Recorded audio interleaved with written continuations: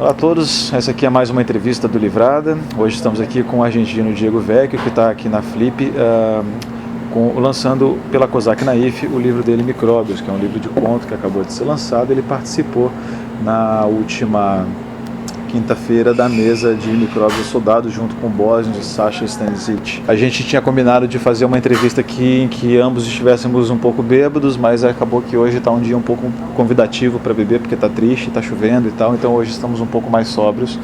Então vamos fazer uma entrevista. Talvez seja melhor para a gente, mas não para a produção cinematográfica, né? Mas eu queria começar perguntando a partir dessa epígrafe do livro, em que você cita esse médico que é o Samuel Auguste Tissot, que é o médico do Rousseau e que, segundo você disse, inspirou os seus contos de Micróbios. Como exatamente essa literatura inspirou você, então? En realidad conocí a este médico Tissot porque tiene un libro que es mucho más célebre que el libro que cito, que es un tratado sobre los onanistas. Tissot describe todos los síntomas que padecen los onanistas, es decir, bueno, era un médico calvinista, tenía muchos prejuicios. Entonces, por ejemplo, decía que los onanistas se le quedaban calvos, ciegos, tenían problemas de epilepsia, se le caían los dientes, se les envenenaba la sangre. Entonces lo que me llamó la atención fue que leí un segundo libro de él, que era sobre la salud de los hombres de letra, y tenía casi la misma teoría, de que la práctica de las letras, es decir, la gente que escribía, pasa mucho tiempo en lugares mal ventilados, en posiciones incómodas, así para la espalda y las cervicales. Al cabo de un tiempo de trabajo se quedaban también calvos, ciegos, se les caían los dientes. Entonces me pareció que la analogía era divertida y a la vez interesante. Entonces retomé el modelo, porque el libro de Tissot son casos clínicos. Dice, bueno, tal persona después de haber trabajado le ocurrió esto, entonces ahí creo que me vino la idea de poder escribir un libro. Que esse livro ele aborda duas coisas que são características muito fortes da literatura contemporânea hoje em dia. Uma delas é justamente o fetiche da literatura mesmo, né? Escreve-se muito sobre literatura, sobre escritores, sobre enfim. E por outro lado, a literatura contemporânea flerta muito com o saber científico, com escritas sobre ciências exatas e biológicas, né? A gente tem aqui, por exemplo, o Ian McEwan, que escreve muito sobre isso, enfim. Como que foi para você abordar essas duas coisas? Isso foi uma escolha racional ou foram só duas coisas que se aproximaram pelos seus interesses mesmo como autor? Bueno, cuando escribo un libro no puedo tener una idea como punto de partida, por ejemplo, digo, puede estar bien escribir sobre la salud de los escritores, pero en realidad no programo, no es programa, el programa aparece al final cuando termino el libro, es decir, empiezo como a explorar, ¿no? A escribir y digamos que al final me doy cuenta, escribí sobre tal tema. Entonces al final del libro algo que me apareció de manera evidente era que trabajaba una relación entre ciencia y literatura.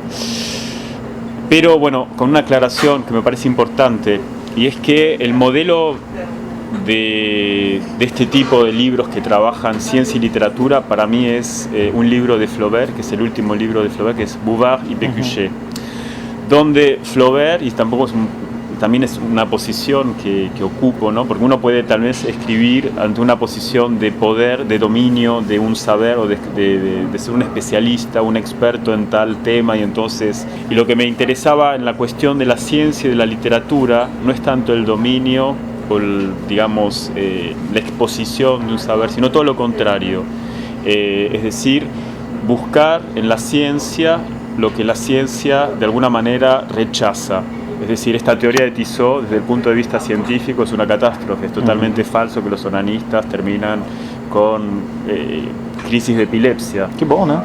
Entonces lo interesante era precisamente reciclar todas estas teorías que la ciencia tira a la basura y la literatura las puede reutilizar para escribir ficciones. Y esto me parece que es un poco el proyecto que apareció al final del libro. Y es un proyecto que puede aparecer también, por ejemplo, en Flaubert y en otros escritores, de mostrar no tanto el saber desde una posición de autoridad o, por ejemplo, creer en el progreso de la ciencia, sino más bien el contrario, creer en el fracaso de la ciencia para poder hacer literatura de este fracaso. Bom, outra coisa também que é uma característica do seu livro é o fato de todos os contos passarem como um país diferente, com uma pessoa de uma nacionalidade diferente. Qual foi o seu interesse em abordar essas diferentes etnias, digamos, ou civilizações? Tampoco fue voluntario, esto me apareció al final. Pienso que intuitivamente un problema que podía haber en el libro, es decir, si había 9 historias que hablaban de escritores que estaban enfermos, digamos que el tema de la enfermedad es un tema difícil. O sea, primero como escritor es muy difícil pasar mucho tiempo con personajes que están todo el tiempo enfermos, que tosen, que tienen parásitos, problemas de próstata, dolores de cabeza. Digamos que pasar años escribiendo sobre este tema podía llegar a ser insoportable como escritor, pero también me pone un poco en el lugar de los lectores y tal vez un libro que se llama Microbios no es un libro que uno quiera tener consigo, ¿no? en su mesita de luz. En general los microbios producen cierto terror y entonces, bueno, para de alguna manera introducir cierta variedad en un tema que era bastante monótono y repetitivo, surgió este procedimiento de situar cada historia en un lugar distinto. Pero bueno, traté como de buscar lugares en los que nunca había estado. E incluso en el lugar que conozco muy bien, como es la Argentina, aparece como un país extranjero, ¿no? en el cuento, que es el hombre de los sesos. Entonces hay como una especie así de viaje en todo el mundo, pero de alguna manera tratando de conectar puntos que en realidad están totalmente desconectados, como Nueva Zelanda, Japón, o Bélgica, Argentina, Canadá. E para você foi fácil abordar as idiosincrasias desses povos? Ou você chegou a procurar, ou foi só um trabalho inventivo da sua parte? Creo que trabajé con los estereotipos y por otro lado con la imaginación también, imaginándome cómo sería vivir en Rusia, en Japón, cómo sería vivir en Argentina también. Bueno, yo viví en Argentina, pero lo que cuento tal vez es imaginario.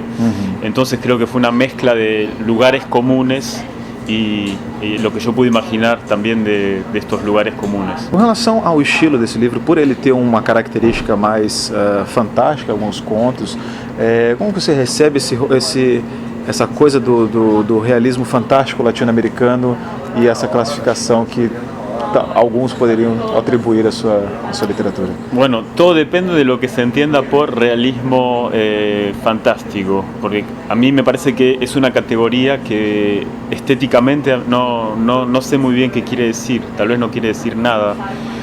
Creo que es una categoría que funciona como una categoría del mercado, es decir, poniéndole esa etiqueta a ciertos textos, García Márquez, Borges, esto funciona, se hacen circular los textos con esta etiqueta. Lo que sí creo es que tal vez tengo una literatura que adhiere de manera deliberada y que reivindico una literatura de imaginación, es decir, no es que esté en el viejo debate en contra del realismo o de la literatura documental, creo que es una posibilidad, pero me siento mucho más cómodo cuando imagino y me alejo de lo real, pero también para poder hablar de lo real de manera más exacta, o sea, dentro de mis posibilidades, para poder describir lo real de la manera más precisa posible, me hace falta imaginar y estar en las antípodas de la situación y en las antípodas de lo real.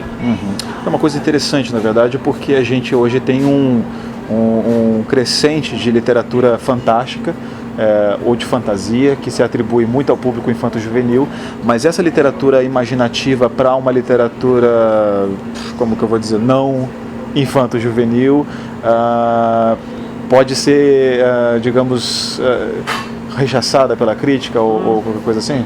Bueno, pienso que también cuando era niño, tal vez mis lecturas o la literatura que me gustaba, que me atraía más, era la literatura fantástica, de imaginación, de ciencia ficción, y tal vez eso es una marca, ¿no?, que perdura todavía en lo que puedo escribir ahora como adulto. Pero el libro que publiqué después de Microbios, que se llama Osos, trabajé precisamente borrando la frontera que hay entre literatura para niños y literatura para adultos, como para imaginándome un lector adulto, pero que sigue siendo en algún lugar un niño. E essa coisa do realismo fantástico, você como argentino, você tem na literatura do seu país uma tradição muito grande desse rótulo, enfim, como você colocou, que embora seja um pouco indefinido, foi vendido e muito popularizado ali na década de 70. Como é a relação hoje do argentino com esse gênero ou com esse rótulo? Es como una relación tabú. Digamos que si uno se parece a la literatura fantástica o lo que se llama literatura fantástica, que está asociada más bien a Borges, ¿no? Al Borges de ficciones, al Borges del Aleph, pero que también está asociada a Cortázar. Eso sería un modelo posterior. Creo que esto aparece como de alguna manera una literatura que ahora hay que evitar. O que tal vez es tiempo de volver a leer y volver a reescribir desde otro lugar. Pero bueno, en general pienso que es como un tema tabú. Digamos que si a un escritor le dicen argentino que escribe literatura fantástica, eso es más bien un defecto que una virtud. Al menos que se pueda hacer otra cosa ahora con la literatura fantástica de lo que hicieron Borges, Cortázar y otros en los años 40, 50, 60, 70. Esse rótulo de realismo fantástico, ele, embora ele seja hoje depreciativo, ele foi usado muito para vender esses autores na década de 70. Essa necessidade por rotular, por um lado ajuda comercialmente, por outro lado, o senhor considera que existe essa necessidade urgente de rotular os livros quanto ao gênero? De ponerlos una etiqueta, sí. Es decir... yo pienso que la historia de los géneros es complicada porque cuando uno escribe de alguna manera está marcado por géneros, son categorías que uno no puede evitar. Pero bueno, pienso que estamos en una literatura que está más bien en la disolución de los géneros clásicos. Entonces, los textos que más me atraen y los textos que intento producir son textos híbridos, es decir, textos que tal vez pueden presentarse como ficciones, pero que pueden tener una parte que no tiene nada que ver con la ficción, donde lo real haría irrupción, lo documental haría irrupción y viceversa, es decir, textos que hablarían de lo real o que hablarían como una especie de documental, donde la ficción, la imaginación, esta dimensión fantástica puede irrumpir. Digamos, me parece que habría que escribir no en contra de los géneros, sino tratando de aprovechar estas categorias para crear nuevos géneros. A gente pode ficar por aqui. Agradeço mais uma vez sua participação aqui na entrevista e a Flip continua até amanhã. E enquanto isso a gente vai a tomar. Obrigado.